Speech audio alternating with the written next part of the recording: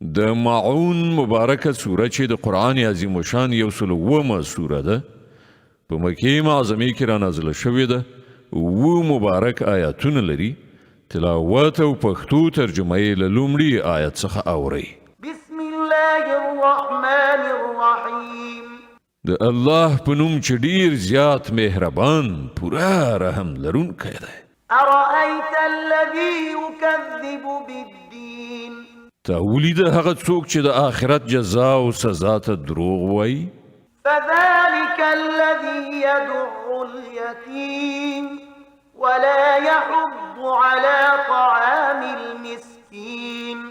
دا هماغه څوک دی چې یتیم په سپکاوي سره شړي او د مسکین د ډوډۍ په ورکړه هڅونه نه کوي. فويل للمصلين الذين هم عن صلاتهم ساهون الذين هم يراءون ويمنعون الماعون. بیا تباهی ده د هغو لمونځ کوونکو لپاره چې له خپل مانځه څخه په غفلت کې لویدلي. هغه کسان چې ریا کوي او خلکو ته د عادي اړتیاو شیانو له ورکړې نه ډډه کوي.